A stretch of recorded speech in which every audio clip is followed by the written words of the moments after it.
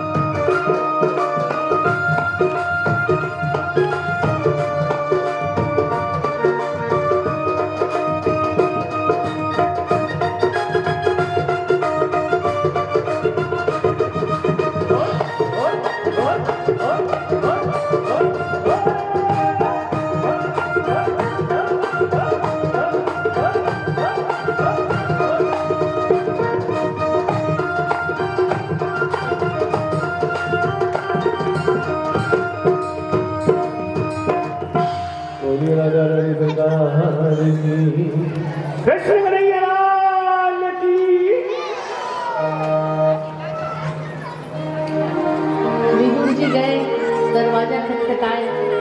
कृष्ण विदुर जी ने विदुरानी ने दरवाजा खोला और कहा कि चाची मुझे बहुत तेज भूख लगी है और अब विदुरानी सोच रही है मैं क्या दूं, तो जल्दी जल्दी विदुर जी को भेजे कि जाओ थोड़ा मेवा मिष्ठान लेकर आ जाओ। मेवा मिष्ठान खाएंगे, हमारे यहाँ तो सूखे पत्ते के साग ही हैं, तो कैसे क्या काम चलेगा, क्या खिलाऊंगा कृष्ण को। तो आज कहते हैं चाची मैं तो अव्यवस्था मत फैलाओ, वो क्या नाच लिए ना, आप शांति से बैठ जाओ, कथा क्रम को आगे बढ़ाने दो और आप लोग भी सारे समाज को हलचल मत मचाओ। तो बोले चाची भूख लग रही है बहुत तेज।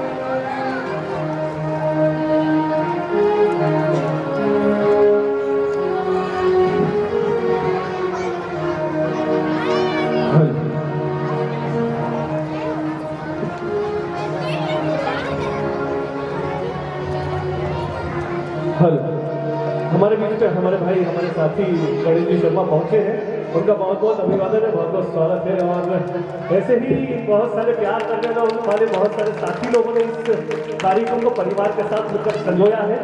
बहुत मुश्किल का काम होता है जब कभी इस तरीके के बड़े आयोजन करने होते हैं, तो आज आप सभी साथियों ने हमारा सहयोग किया है इस कथा को प्रारंभ करने के लिए। सभी का बहुत बहुत अभिवादन है।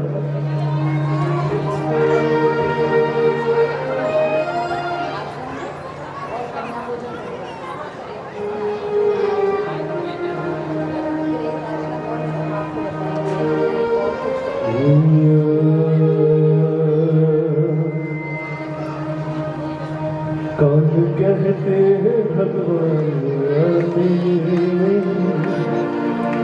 तुम मीरा के जैसे गाते नहीं, कौन कहते हैं भगवान आते नहीं, तुम मीरा के जैसे बुलाते नहीं।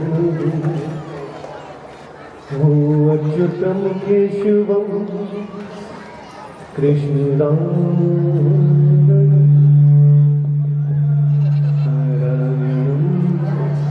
हो जानकी वल्लभ अच्युतम केशवम कृष्ण राम। आज सुलभा जो है घर में केले रखे थे, केले लेकर आई, कृष्ण को देखते जा रही है और ऐसे देखने में मग्न हो गई थी, छिलका पकड़ाती जा रही है और केला नीचे फेंकती जा रही है। जिसे कहते हैं भगवान को देखकर मंत्र मुग्ध हो जाना। समझे? होश ही नहीं है, छीन रही है केला और छिलका पकड़ा रही है। करो भगवान भाव का भूखा हूँ मैं, भाव ही एक सार, भाव से भजे मुझे जो, भव से बेड़ा पार। भाव से जो भजेगा उसी का बेड़ा पार होगा। फिर भगवान कहते हैं बड़ी भूख लग रही है, अभी भूख लग रही है, देखो तो अरे मैं छिलका छिलका भगवान छिलका खाते गए। पड़ोस के एक झोपड़ी में 2 कमरे, स्वाभाविक है 2 कमरे रहे होंगे, एक जगह जहाँ खाना बनता होगा, वहाँ गए तो वहाँ सूखे उबले हुए पत्ते हांडी में उबले हुए रखे थे, उठा के ले आए और सूखे पत्ते ही खाने लगे। तो ये सब ये जीवन में सबसे ऊंची क्या है? प्रेम सगाई। प्रेम आपस में करोगे तो सब कुछ मिलेगा। नफरत करो, नफरत दोगे मन से तो आपको भी सामने वाला नफरत देगा। आप प्रेम दोगे तो प्रेम मिलेगा।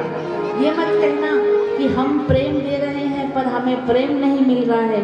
तो प्यारे भक्तों, कुछ अपना पुराना प्रारब्ध होगा जो हम काट रहे होंगे और नियमित हम इसी मार्ग में चलते चले जाएंगे तो एक दिन हमें भी प्रेम मिलेगा। बस तू आस कर, विश्वास कर, तू आस कर, विश्वास कर, ना यूं जीवन बर्बाद कर।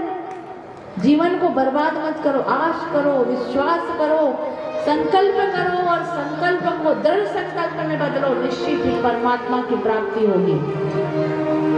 समझ रहे हो? आपसे बोल रही हूँ, समझ गए ना? सबसे ऊंची प्रेम सगाई। प्रेम करोगे तो प्रेम पाओगे। अब ठाकुर जी देखो सूखे पत्ते खा रहे हैं प्रेम में, 56 भोग छोड़कर आ गए हैं।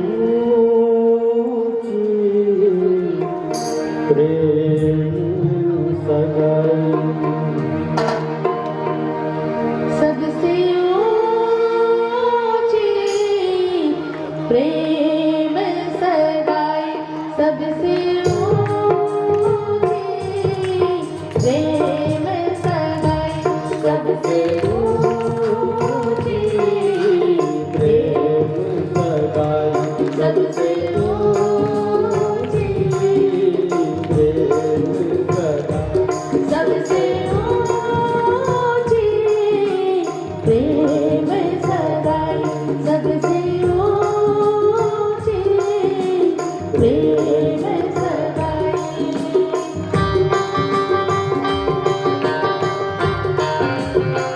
बोलिए कृष्ण कन्हैया लाल की।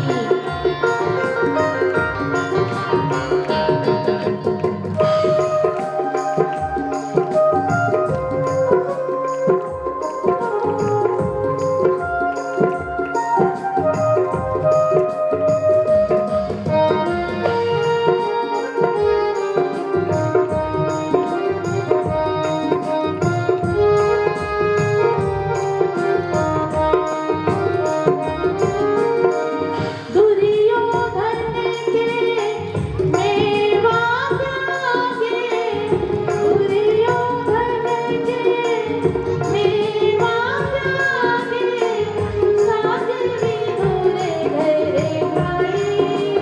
क्यों? क्योंकि सबसे ऊंची प्रेम सगाई, सबसे ऊंची प्रेम सगाई।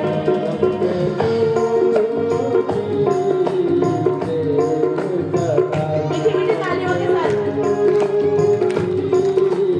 ठाकुर जी आ रहे हैं आपके द्वारे।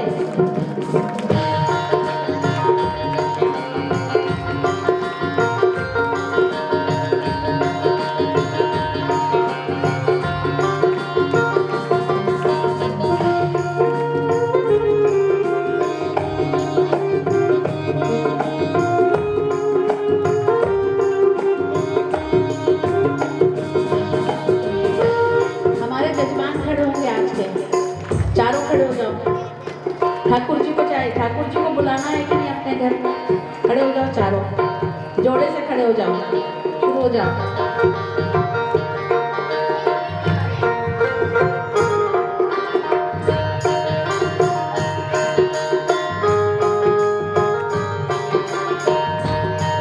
भगवान के दरबार में नृत्य करने के लिए जरूरी नहीं है कि नृत्य आए। भगवान यहाँ आइडियल इंडियन कंपटीशन नहीं हो रहा है यहाँ पर कि भगवान के दरबार पे नाचने के लिए नाचना आए। जब मन प्रसन्न होगा तो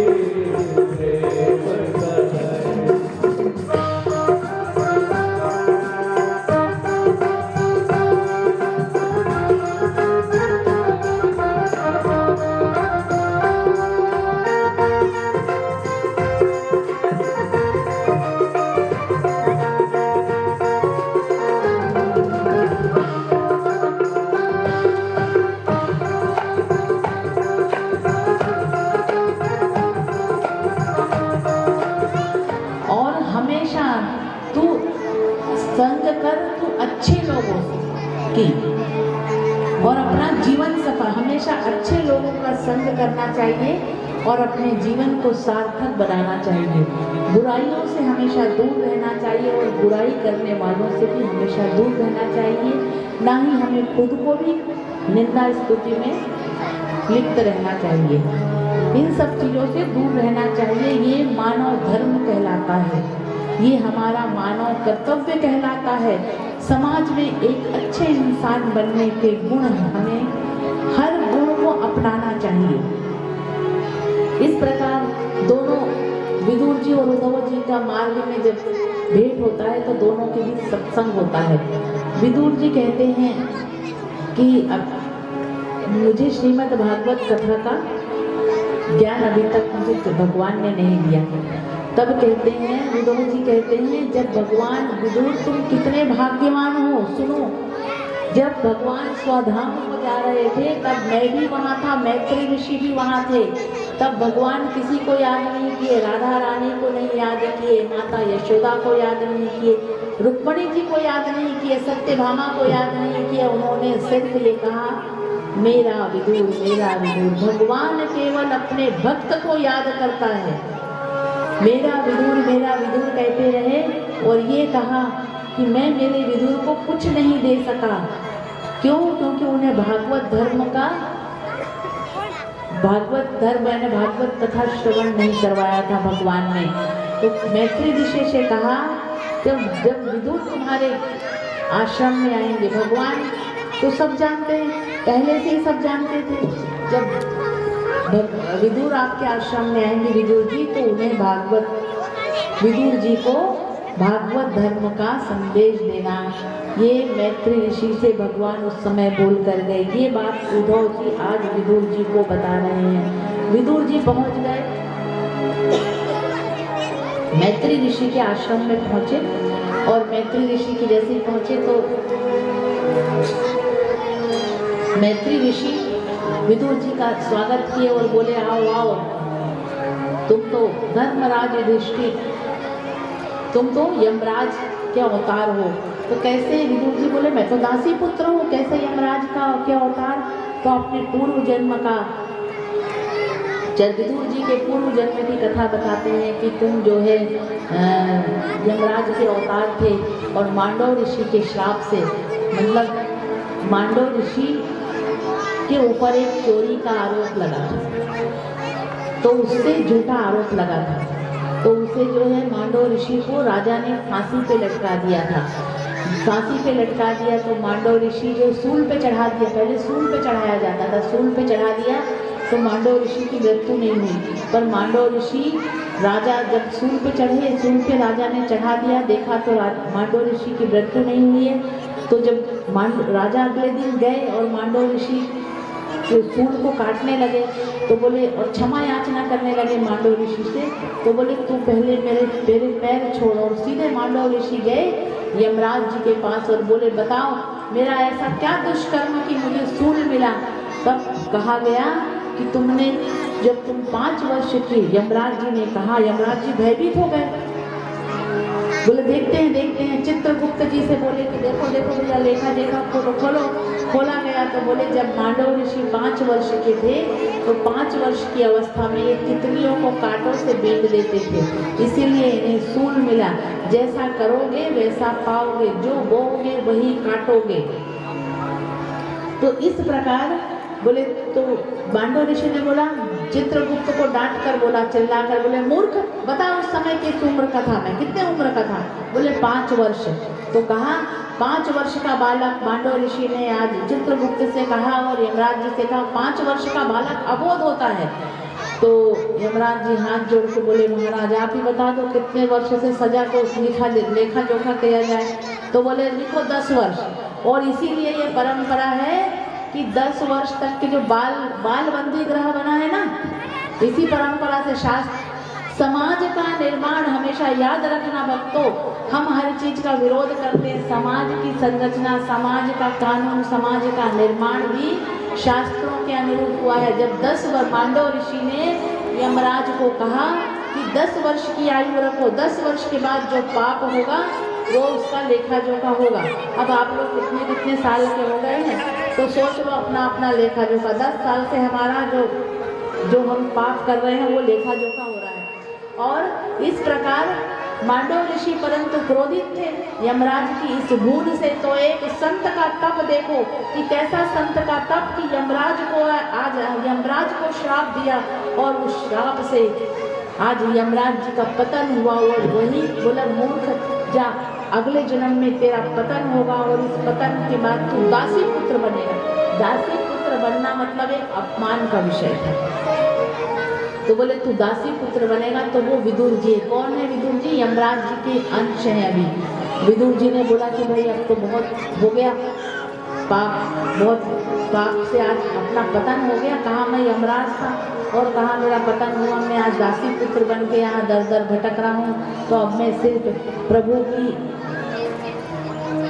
का स्मरण करूंगा और सत्मार्ग पर चलूंगा और सत्कर्म चलूंगा। ये निर्णय लिया विदुर जी ने। इस प्रकार मैत्री ऋषि ने विदुर जी को भागवत धर्म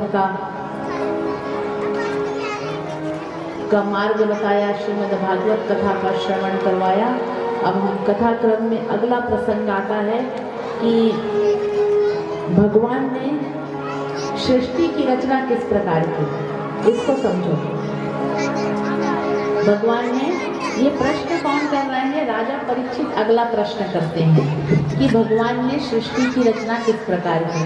तब कहते हैं, पहला प्रश्न क्या कहा कि जिसकी मृत्यु जल्दी होने वाली है उसको क्या करना चाहिए। अब दूसरा प्रश्न है कि परमात्मा ने सृष्टि की रचना किस प्रकार की। तो परमात्मा ने सृष्टि की रचना इस प्रकार की कि सबसे पहले जब परमात्मा को अर्थात भगवान को माया का स्पर्श हुआ। माया का स्पर्श मतलब धन का मोह हुआ। भगवान को भी हो जाता है बीच बीच में, चिंता मत करो अगर आप लोगों को है तो। भगवान को माया का मतलब एक माया उत्पन्न हुई कि मैं अकेला अकेला क्या कर रहा हूँ। एक से अनेक होना चाहे, जब एक से अनेक होना चाहे तो भगवान ने सृष्टि की रचना की। सृष्टि की जब रचना की तो सर्वप्रथम इस पृथ्वी पर, सबसे पहले इस पृथ्वी पर एक स्वर्ण का अंडा, इस प्रसंग को बहुत ध्यान से सुनो। सबसे पहले पृथ्वी पर एक स्वर्ण का अंडा आया। ये बताएगा नहीं कोई आपको, जो मैं बता के जा रही हूँ, और आप लोगों को भी, मुझे नहीं लगता कि यहाँ जितने भी उपस्थित हैं उनको ये जानकारी होगी।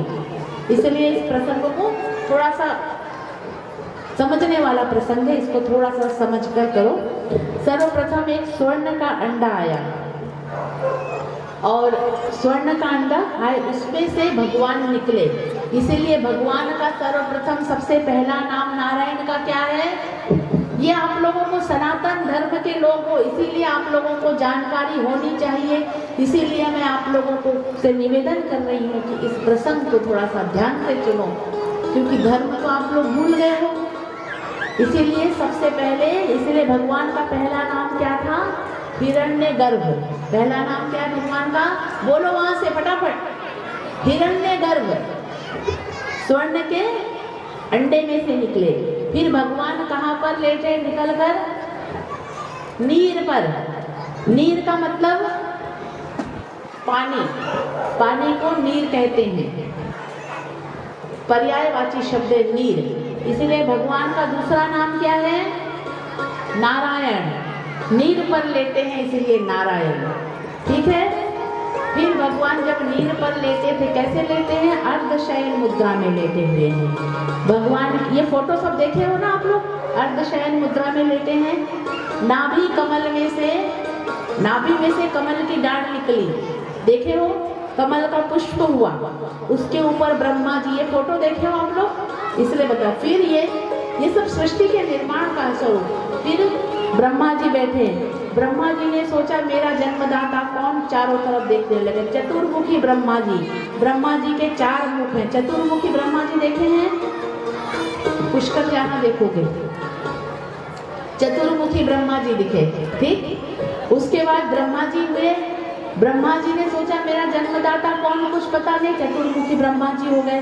कमल के नाल में, कमल की जो नाल थी उसके अंदर घुस गए। 100 वर्ष तक झूलते रहे, कौन? कुछ पता नहीं पड़ा कौन मेरा जन्मदाता। फिर से ब्रह्मा जी बाहर निकले और ब्रह्मा जी विचार कर रहे हैं कि मेरा जन्मदाता कौन है। फिर भगवान साक्षात नारायण प्रकट हुए। नारायण प्रकट हुए, ब्रह्मा जी ने बोला प्रभु आप पहचान गए परमात्मा, प्रभु आप, हाँ प्रभु क्या करना है मुझे, मेरा जन्म किस लिए हुआ। भगवान ने कहा चलो सृष्टि का निर्माण करो। ये जानते हैं ना सब कि ब्रह्मा जी ने सृष्टि की रचना की है, जानते हो? हाँ बोलो, मैं जानू तो सही मेरा सनातन धर्म कितने गर्त में जा रहा है। यहाँ बैठकर समझो तो सही, इसलिए मुंडी हिलाओ। जब सिर हिलाओगे तो मुझे समझ में आएगा कितनी जानकारी है। ये जानकारी का विषय है। ब्रह्मा जी ने सृष्टि की रचना की, भगवान नारायण ने उन्हें आदेश दिया। ब्रह्मा जी की सबसे प्रथम संतान 4 मानसिक संतान उत्पत्ति हुई। ब्रह्मा जी ने कहा हाँ ठीक है, नारायण जी की बात मान लिए, बोले सृष्टि की रचना करना है। 4 मानसिक संतान हुए। कौन कौन से? सनत, सनंदन, सनातन, सनत कुमार। 4 संतान की उत्पत्ति हुई और उन सनत कुमारों से कहा कि जाओ सृष्टि की रचना करो, सृष्टि बढ़ाओ, संसार चलाओ। तो सनत कुमार ने कहा कि नहीं पिताजी हम ये कार्य नहीं करेंगे। उनके मन में वैराग्य उत्पन्न हुआ। जब वैराग्य उत्पन्न हुआ तो ब्रह्मा जी नाराज हो गए कि मैंने इतना कष्ट किया और इतने कष्ट के बाद जो है ये लोग संसार को नहीं बढ़ा रहे। ब्रह्मा जी ने जाओ तुमको विवाह नहीं करना, संसार नहीं चलाना, तुम 5 वर्ष के बालक रहोगे। तो हमेशा जो सनत कुमार जो 4 संत है वो हमेशा के लिए 5 वर्ष के बालक जैसे ही दिखते हैं, पर वैराग्य संत हैं वो।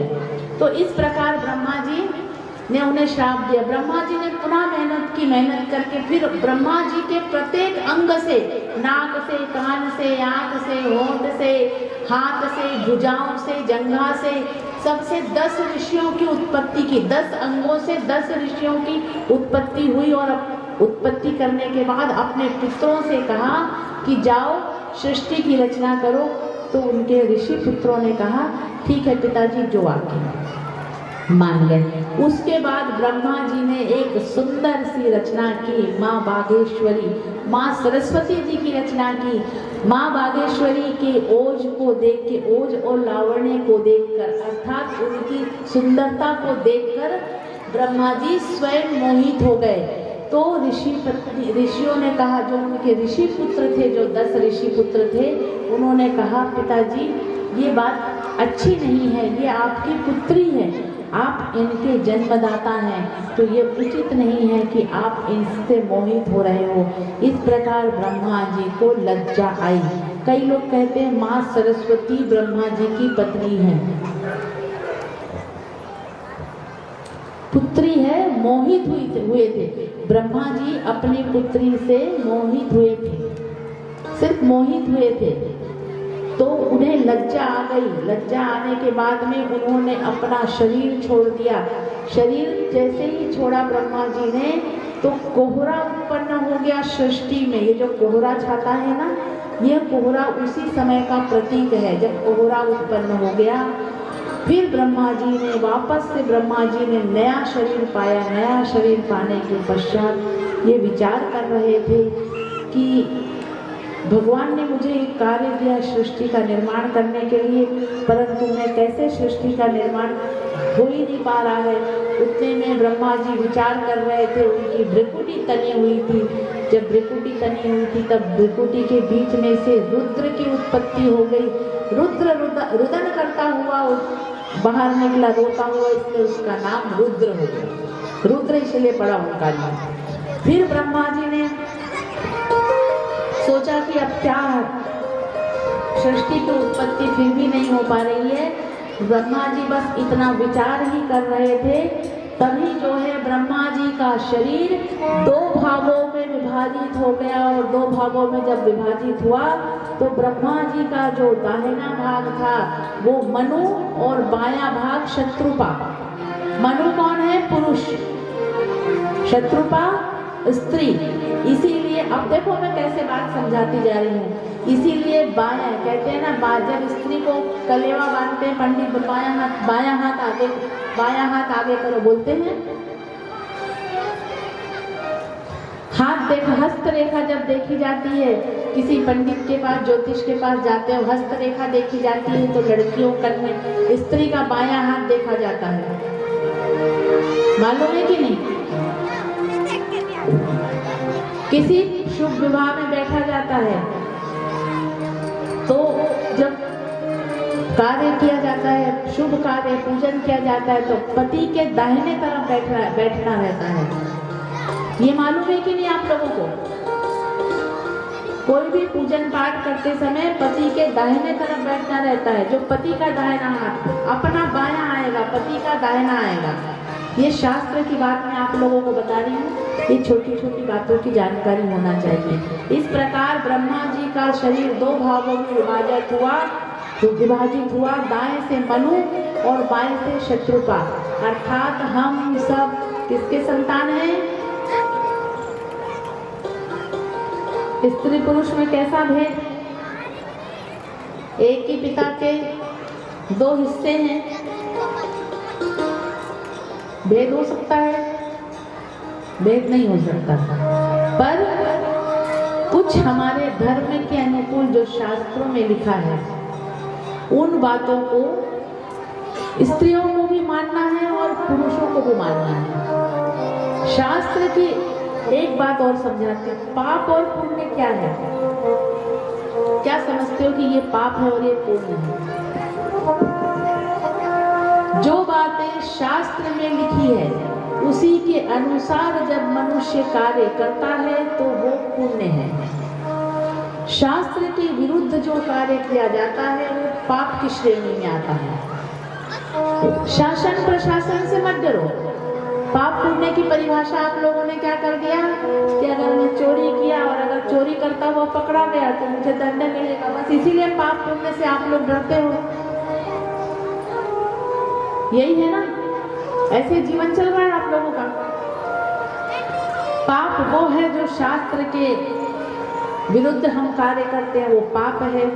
पुण्य वो है जो नीति के अनुरूप चलते हैं शास्त्र। कोई देखे शासन से देखो ना देखो, अगर ऊपर वाला सा ये पुण्य है, पाप पुण्य की ये परिभाषा है। कथा क्रम को हम आगे बढ़ाते हैं कि इस प्रकार कथा, अब भगवान ने जब मनु शत्रुपा का जन्म हुआ, अब परमात्मा ने सोचा अब सृष्टि को बढ़ाना है तो भगवान मनुष्य शरीर बनाना प्रारंभ करें। सुनना ध्यान से बहुत इस प्रसंग को भी, इस बात को। भगवान ने 5 तन्मात्रा, 5 महाभूत, 5 ज्ञान इंद्रियां, 5 कर्म इंद्रियां और मन, चित्त, बुद्धि, अहंकार, इस तरीके से 24 गिनो, 5 5 5 20 24 हो गए। 5 तन्मात्रा, 5 महाभूत, 5 ज्ञान इंद्रिया, 5 कर्म इंद्रिया, मन, बुद्धि, चित्त, अहंकार, 24 हो गए। फिर भी हमारा मनुष्य शरीर मुर्दा था। क्या था? मुर्दा था। और जब मुर्दा स्वरूप था, प्राण नहीं थे। फिर भगवान प्रत्येक मनुष्य में स्वयं प्रवेश हुए। इसीलिए कहा जाता है कि मुझी में रह कर मुझी से पर्दा, मुझी में रह कर मुझी से पर्दा, ये पर्दा तुमको उठाना होगा।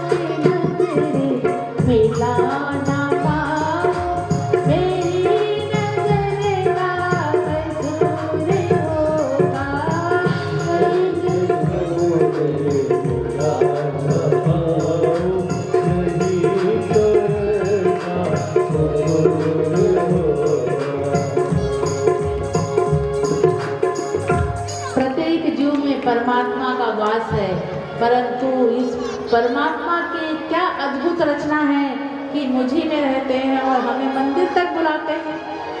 अंदर खुद हैं, खुद बैठे हैं अंदर और बुला रहे हैं मंदिर।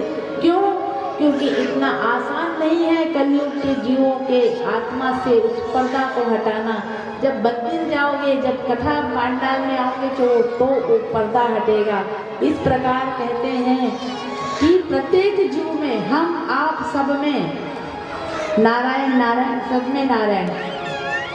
यहाँ नारायण वहाँ नारायण, यहाँ नारायण वहाँ नारायण, नारायण नारायण सब में नारायण नारायण नारायण, सब में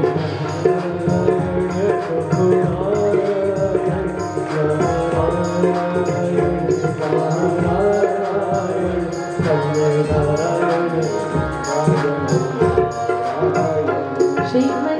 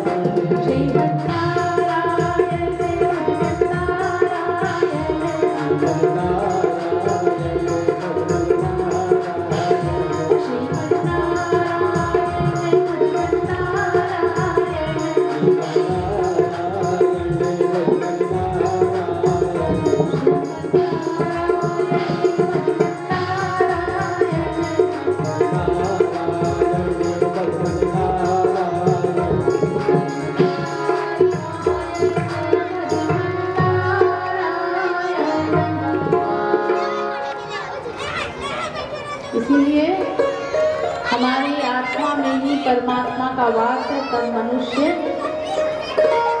हमें प्राण मिला है। इसीलिए जिस दिन परमात्मा चाहता है कि जब हमारे आत्मा से जब परमात्मा निकल जाए उसी दिन हमारी मृत्यु हो जाती है। इसीलिए श्री रामचरितमानस में तुलसीदास जी ने कहा है, सिया राम मैं सब जग जानी, सिया राम मैं सब जग जानी,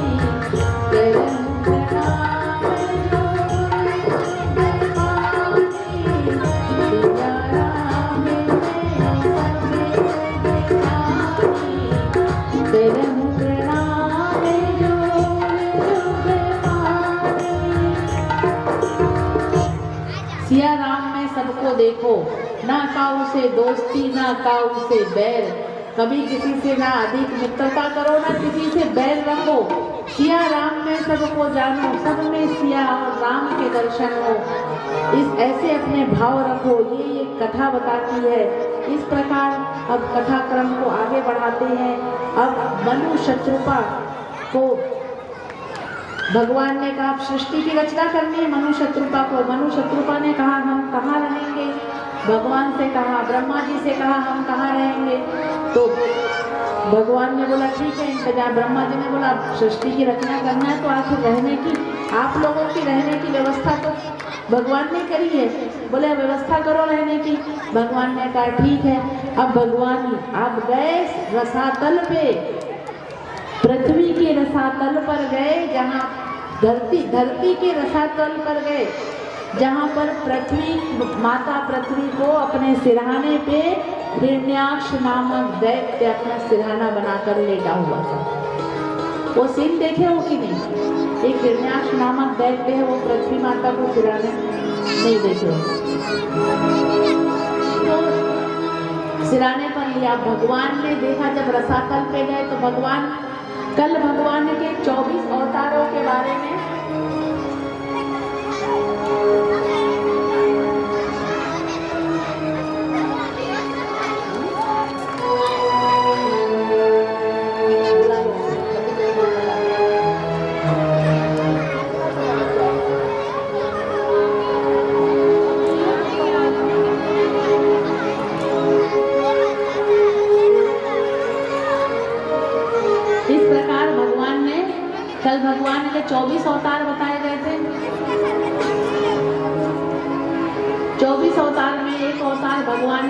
पहले अवतार सनक सनंदन सनातन सनत कुमार, दूसरा नारद जी, तीसरे व्यास जी, इधर चौथे ये एक वराह अवतार। वराह अवतार भगवान के 24 अवतारों में एक अवतार हैं।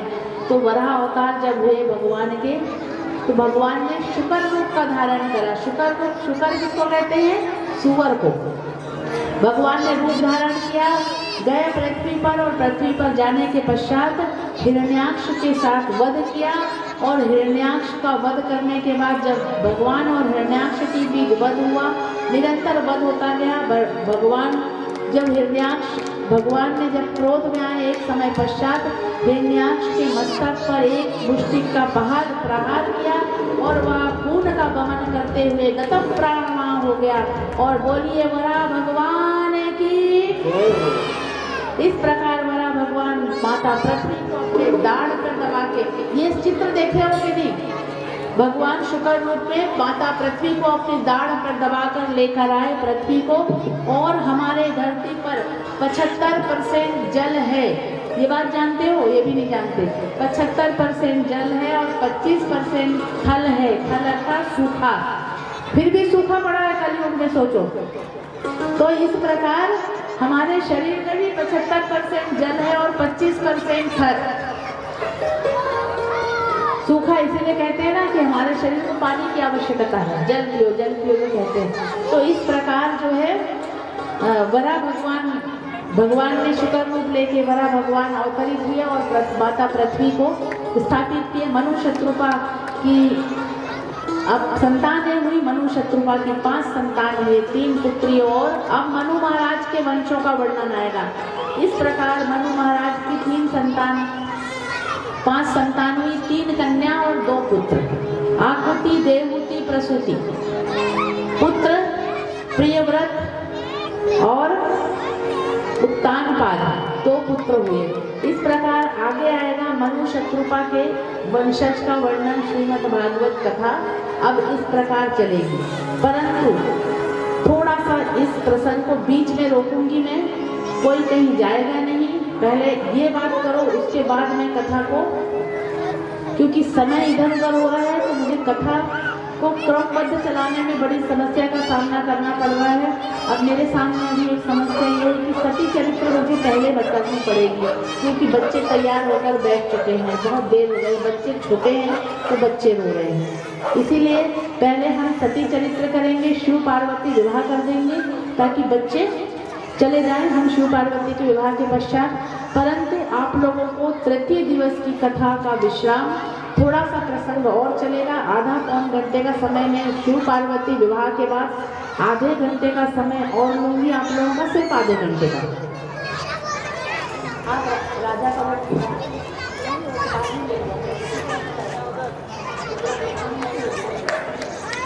घंटे का कथा एक घंटा क्या करेगा बच्चा मैं आपको लेकर बार-बार नहीं करना।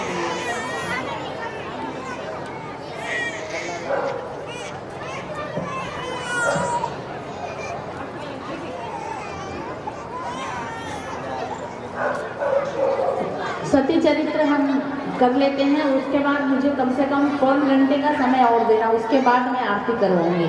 देखिए इसमें मेरी कोई भूल नहीं है, आप लोग बहुत देर से आते हैं और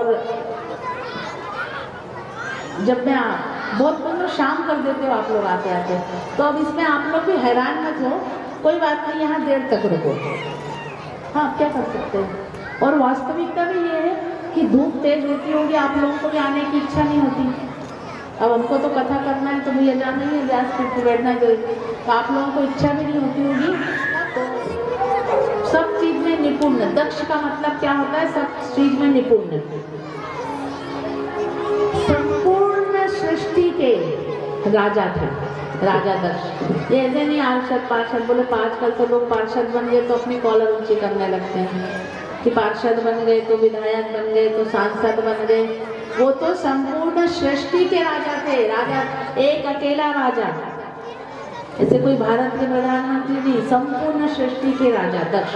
परंतु उनके मन में देखो, मनुष्य में ऐसा शास्त्र भी कहता है, कभी धर्म बल का अहंकार, कभी धन का अहंकार, कभी यौवन का अहंकार, कभी ज्ञान का अहंकार, कुछ न कुछ अहंकार, कई बार भक्ति का भी अहंकार हो जाता है। तो सब प्रकार के अहंकार उत्पन्न होने लगते हैं। अब राजा दक्ष जो कि दक्ष थे, परंतु उनके मन में अहंकार उत्पन्न हो गया, और अहंकार का नतीजा क्या हुआ ये सुनना। ये सती चरित्र बताती है।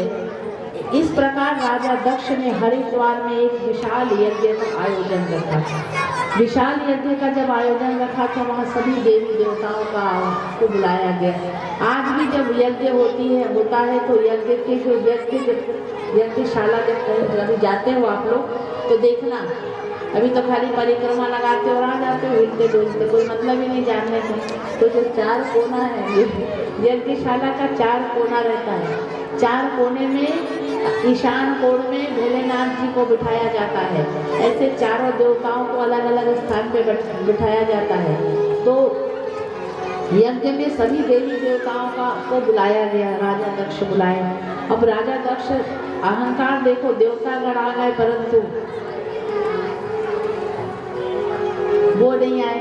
राजा दक्ष वो तो राजा होने का घमंड हो गया, बड़े चले आए अपने टाइम पे समस्त देवतागण। परंतु वही कहते हैं ना कि पैसा सब ही, कई बार पैसा सब कुछ हो जाता है, पर पैसा बहुत कुछ हो सकता है पर सब कुछ कभी नहीं हो सकता। पैसे से आप भौतिक सुख सुविधाएं खरीद सकते हो, पैसे से मन का आनंद नहीं खरीद सकते, पैसे से खुशियां नहीं, मन की खुशियां नहीं खरीद सकते, पैसे से सिर्फ वस्तु खरीद सकते हो, पैसे से अपने मन को नहीं खरीद सकते। ये पैसे की महिमा है। इस प्रकार जब विशाल यज्ञ का आयोजन हुआ तो सभी, जैसे ही हुआ तो सभी देवतागण खड़े हो गए राजा दक्ष के आगे, जबकि खुद बड़े थे उनसे, परंतु वही पैसा बड़ा आदमी है तो भैया खड़े होना है, बड़ा आदमी कैसा भी हो बड़ा आदमी। ये नहीं समझ रहे कि हम तो देवता हैं, परंतु भोलेनाथ जानते थे। भोलेनाथ खड़े नहीं हुए, भोले बाबा हमारे खड़े हो, अपने माला जप करने हो गए सब। फक्कड़ बाबा, ना उनको घर की जरूरत, ना उनको कपड़े की जरूरत, ना उनको खाने की जरूरत, भांग धतूरा खाते हैं, कोई उनको मेवा मिष्ठान की आवश्यकता नहीं है, कपड़ा पहनना नहीं है, घर पे रहना नहीं है, एसी की जरूरत नहीं है, तो उनको क्या जरूरत किसी के हाथ जोड़ने की। सही है ना? तो इस प्रकार भोलेनाथ तो बढ़िया बैठे माला जप कर रहे, अपना हरि नारायण का जप कर रहे हैं। नारायण शिव, भगवान नारायण शिव का जप करते हैं, और भगवान शिव नारायण दोनों एक दूसरे के पूरक हैं, दोनों एक दूसरे को संभालते रहते हैं। तो इस प्रकार जप कर रहे हैं। अब राजा दक्ष अहंकार, जबकि राजा दक्ष इनका ससुर है, भोलेनाथ जी का ससुर है, पर अहंकार में आया, देखा कि भोलेनाथ जी खड़े नहीं हुए, ससुर पिता समान होते हैं, नहीं खड़े हुए तो नहीं खड़े हुए, परंतु अहंकार वश बोलने लगा, बोले ये शिव अपने आप को समझता क्या है,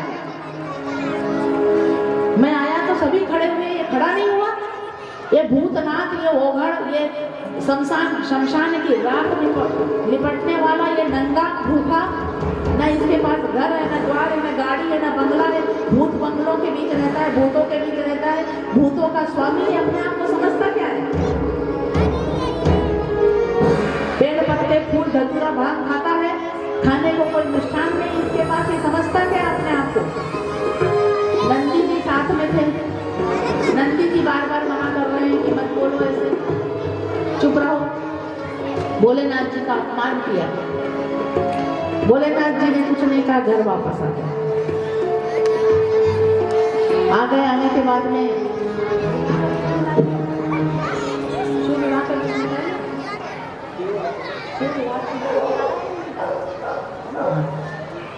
वरमाला भी लेकर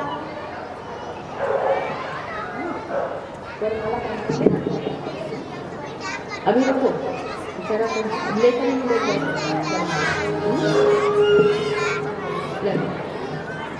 इस प्रकार भोलेनाथ जी ने कुछ नहीं बताया, चले गए चुपचाप। जो भी करना आप लोग तय कर लो, मेरे पास फिर भोलेनाथ जी कि माता सती को कुछ नहीं बताया।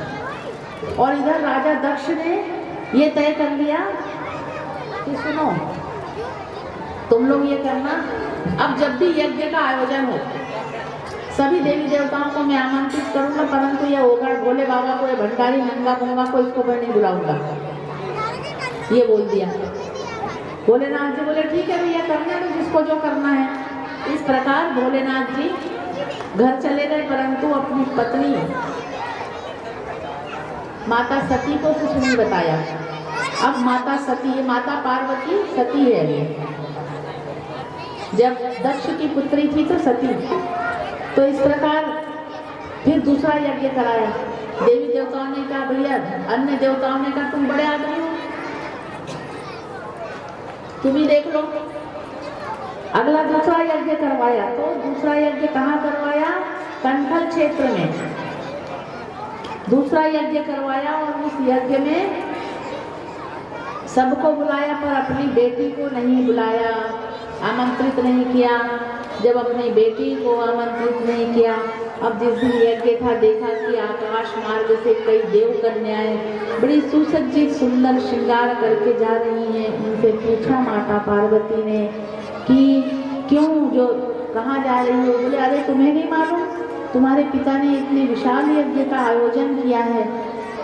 माता सती अधीर हो उठी। जब भोलेनाथ अपना तप करके उठे तो तप करके उठने के पश्चात बोले कि पूछी कि मेरे पिताजी के यहाँ यज्ञ हो रहा है। भोलेनाथ जी ने कहा बिना बुलाए मत जाओ, परंतु माता सती मानी नहीं। आज भोलेनाथ जी नंदी को कहा तुम भी साथ में जाओ। माता पार्वती के संपूर्ण वस्त्र आभूषण बांध के ले गए, क्योंकि भोलेनाथ जी को ये मालूम था कि आज शिव और सती का अंतिम मिलन है। इस प्रकार जो है शिव और सती, आज सती गई और सती जाने के पश्चात जैसे ही पिता ने देखा कि सती बिना बुलाए आ गई है, तो भोलेनाथ जी का तो घमंड वो था ही। अच्छा, भोलेनाथ जी जब माता सती घर में जिद कर रही थी आने की, भोलेनाथ जी ने सारी बात बताई कि तेरे पिता ने मेरा इस प्रकार का अपमान किया है, तू मत जा। पर माता सती अपनी पति की बात नहीं मानी। कथा क्या बता रही है सुनो, मुस्कुराओ मत खाली। बिना सम्मान के, बिना निमंत्रण के जब बेटी का ब्याह हो जाए तो बिना बुलाए मायके में कभी नहीं जाना चाहिए। अगर सम्मान से जीवन जीना चाहती हो तो बार बार मायके में जाओगी, बार बार घुसोगी। अगर भाभी नहीं है तो फिर भी तुम्हारी बल्ले बल्ले चल जाएगी, समझ गए ना। अगर भाभी नहीं है, क्योंकि माँ तो और माताओं को भी मेरा ये निवेदन है कि बेटी जब दान कर दो, कन्या दान अर्थात एक बार आपने दान कर दिया, दान की हुई चीज पर आपका कोई अधिकार नहीं है। आपने अपनी कन्या को दान कर दिया है, तो दान करने के बाद अब आपकी कन्या आपकी नहीं। अब रोज रोज फोन पे, जब से ये फोन आया तब से और ज्यादा तलाक की घटना बढ़ चुकी है। ये मुझे अभी कथा के बीच में हमारी एक महिला वकील भी आएगी जो तलाक के ही केस लड़ती है, विनीता पाठक जी। वो भी बहुत अच्छी समाज सेविका और धर्म के मार्ग में चलती, जबकि उसका प्रोफेशन कैसा है, तलाक का केस लड़ती है, लेकिन फिर भी वो कहती है भगवान, बोले मुझे बहुत, मैं तो कितना भी लोग आते हैं निवेदन करते, मैं तलाक होने नहीं देती। ये उसने मुझसे कहा है। बोले क्यों नहीं होने देती? मैं सोचती हूँ इसको जितने दिन खींचना है खींचो, क्योंकि मुझे किसी ने ये बताया था। बोले आप जैसे संतों ने ये सिखाया कि जोड़ी हमेशा ऊपर से बन के आती, तो हम कौन होते हैं जोड़ी, समझ गए ना।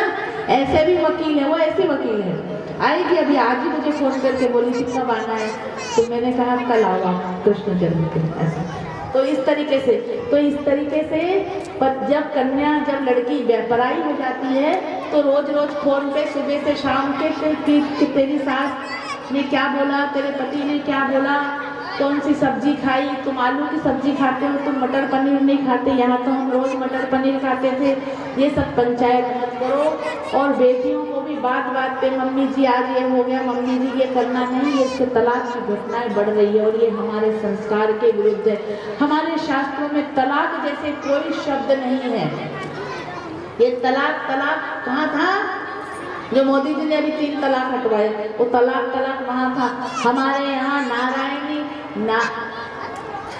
नारी तो नारायणी की परिभाषा, नारी को नारायणी के रूप में पूछते हैं, माँ लक्ष्मी के रूप में पूछते हैं, माँ सरस्वती, माँ दुर्गा देवी।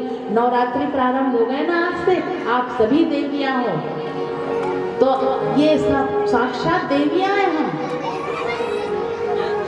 हम तलाक करने के लिए कोर्ट में दूसरे पर पुरुषों की प्रदर्शनी के नुमाइश की चीजें नहीं है। हमारा अस्तित्व हम खोते जा रहे हैं ऐसे करके। हम घर की लक्ष्मी हैं, हमें ये समझना होगा। हम ही नहीं समझ रहे हैं ना, हम बात पर तलाक मांग रहे हैं। रोज रात को धमकी देकर सुबह तलाक दे देना, रोज रात को तो हम अपने पति को धमकी देकर सोते हैं। तो हमारा अस्तित्व तो हम, बताओ मैं गलत बोल रही हूँ? मैं गृहस्थ नहीं हूँ फिर भी बोल रही हूँ, जो सुनती हूँ, क्योंकि मेरे पास भी यही समस्या आती है कि हमारे तो ऐसा है, हमारा ये, तो ये समझा रही हूँ व्यासपीठ से कि प्रेम से रहो, प्रेम करना सीखो, जीवन में बहुत आनंद आएगा। इस प्रकार जब माता सती समझाने, ये सती चरित्र बता रही है कि स्त्री का कैसा अस्तित्व होना चाहिए, स्त्री की क्या महिमा है, स्त्री में क्या गुण होना चाहिए। सती जो है विरोध करके चली गई, और जाने के बाद जब पिता ने देखा तो तुरंत उनका सीधा, माता ने तो स्वागत किया पर बहनें भी टेढ़ा कोड़ा मुंह बनाने लगी। जो राजा दक्ष की 16 कन्याएं हुई हैं, 16 कन्याओं में से 13 कन्याएं जो है धर्म को बिहाई गई। 13 इकट्ठे एक साथ। पहले के जमाने में ऐसा होता था, आजकल तो 13 क्या एक के बाद दूसरे पे तांडव हो जाता है, तो एक ही को नहीं संभाल पा रहे। मेरे भैया लोग बोलते हैं कई बार कि हमसे तो एक ही नहीं समझ रही, तो पता नहीं 13 कैसे चल जाएगा। तो इस प्रकार 13 कन्याएं धर्म को चली गई और एक पितृगण को गई। अब जो 16वीं थी, 16वीं कन्याएं, एक कन्या अग्नि को गई, एक कन्या पितृगण को गई, 16वीं कन्या जो है सती है। तो सती का विवाह भगवान भोलेनाथ जी के साथ, शंकर के साथ हुआ था। और इस प्रकार जैसे ही उनके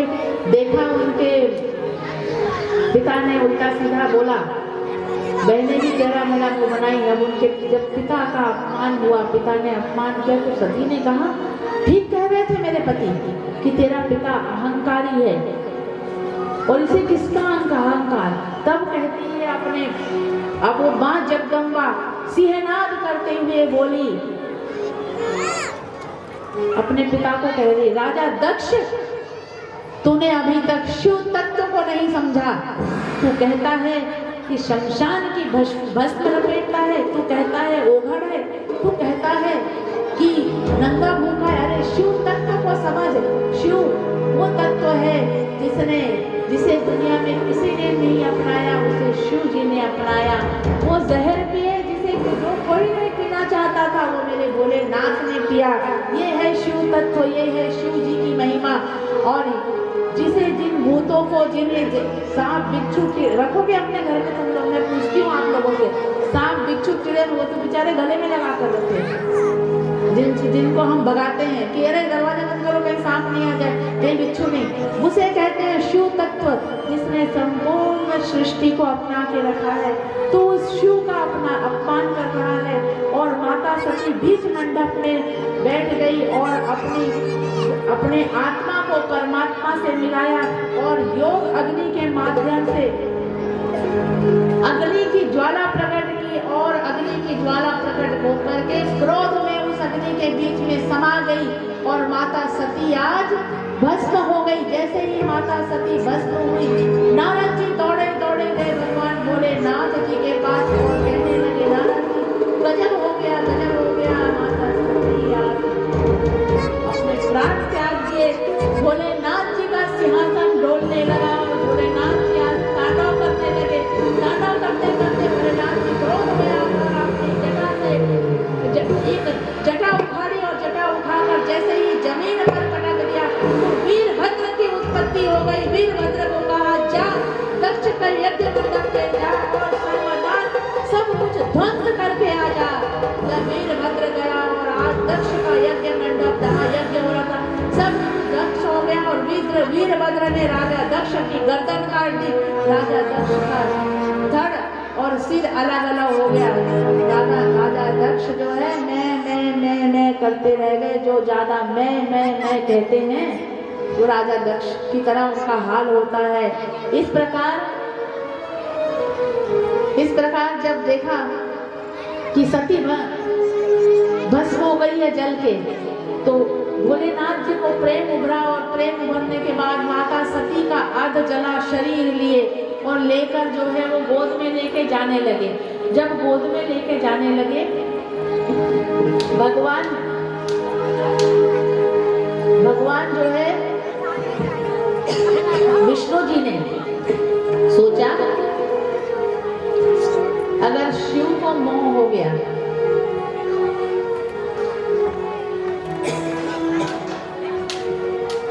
ये मोह माया, भगवान नारायण बड़े चालाक हैं। वो सोचते हैं कि ये प्रेम जाल प्रेम लीला मुझे ही करने दो, ये वो किसी और के हिस्से में आने नहीं देना चाहते हैं। तो इस प्रकार भगवान नारायण ने देखा कि शिव ही सत्य है, तो इसीलिए शिव को अगर मोह हो गया तो सृष्टि का संभाल कौन करेगा। सुदर्शन चक्र से माता सती के अंग अपने सुदर्शन चला दिए, माता सती के अंग कट गए। जब अंग कट गए तो माता सती के अंग अनेक स्थानों पे गिरे। वहां पर क्या बना? शक्तिपीठ। कितने शक्तिपीठ हैं? टोटल 54। हाँ 51 टोटल 51 शक्तिपीठ है, जिसमें 47 शक्तिपीठ जो है वो भारत में है और 4 भारत के बाहर है। अभी तो मैंने भी सारे शक्तिपीठ देखे नहीं है। हाँ अभी देखे नहीं है, देखने की बहुत इच्छा है, पता नहीं कब ठाकुर जी दिखाए। आप लोगों ने भी कुछ देखे होंगे, हमने भी कुछ देखे हैं। तो इस प्रकार वहाँ माता सती के अंग, प्रत्येक अंग गए थे। ज्वालामुखी जो है वहाँ उनका हृदय गिरा था। ऐसे ये दुर्गा जो देवी दुर्गा पाठ होता है ना, उसमें सब लिखा हुआ है ये सब। तो इस प्रकार अब माता सती का पुनः जन्म हुआ।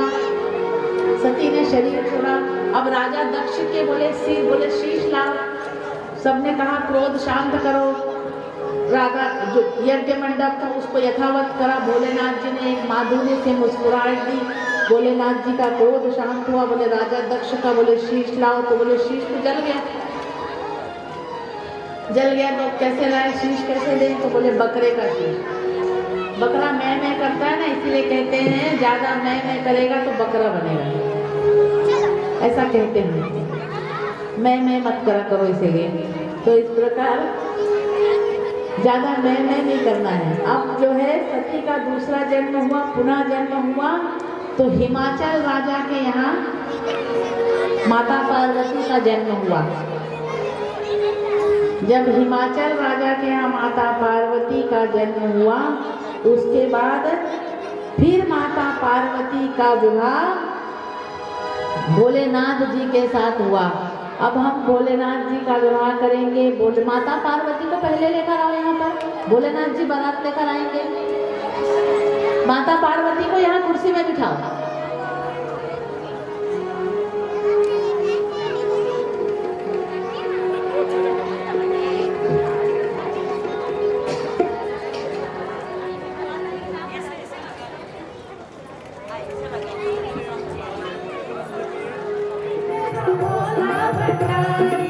भोला भंडारी मेरा भोला भंडारी, भोला भंडारी मेरा भोला भंडारी, दिल पे चढ़ कर आकर दे मेरा भोला भंडारी।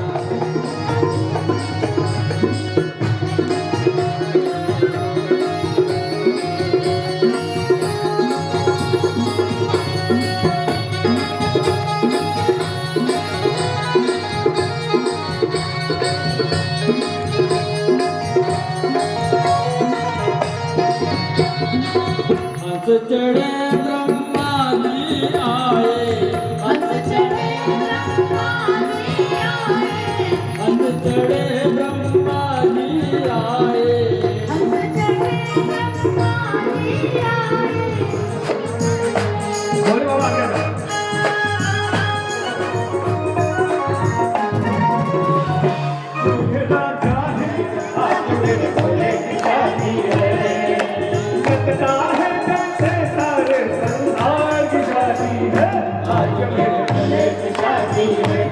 आज मेरे भोले सबके बना की अजब अनोखे भोले हाथी है।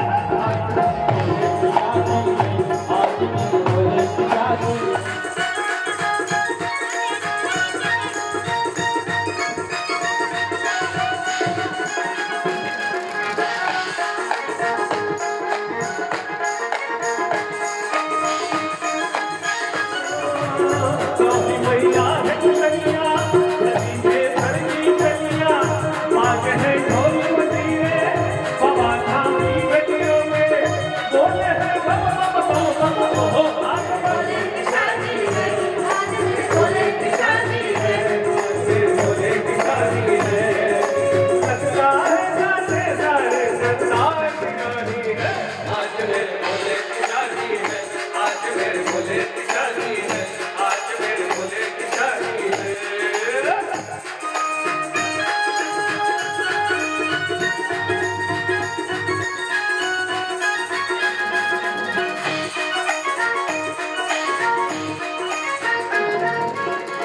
देखो क्या खूब नजारा, बना है दूल्हा प्यारा, देखो क्या दुल्हन से बाजन, कैसे सब जोग मिले हैं, और से बन गया भावन हो। एक मासूम प्रतीक मेरे भगवान की शादी है, आज मेरे भोले की शादी है, आज मेरे भोले की शादी है, आज मेरे भोले की शादी है।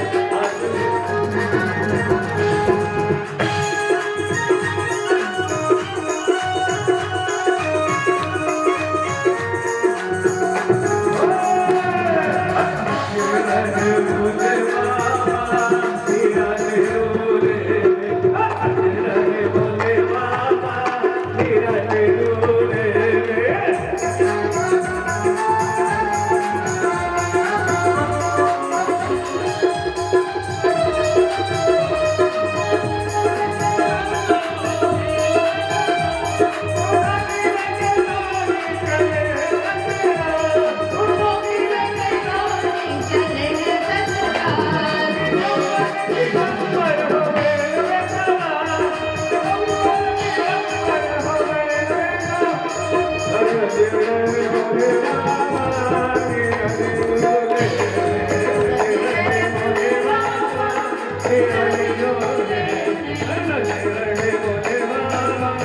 मंत्र माइक बोलो। नमो हरे मंगलम भगवान शंभो मंगलम वृषभध्वजा मंगलम पार्वती नाथ मंगलाय तनो हर बोलो शंकर भगवान की जय। मुंह मीठा करवाऊं भोलेनाथ जी को, तो माता पार्वती का मुंह मीठा करें। मेरे पास आ जाओ, मैं दोनों का मुंह मीठा कर लूं। आ जाओ फटाफट।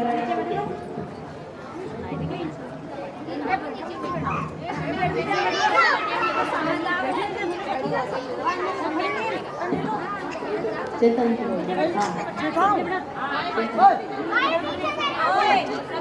इसको आगे बढ़ा। Hello hello hello hello. हम ये स्वागत की वेला को आगे बढ़ाते हुए सबसे पहले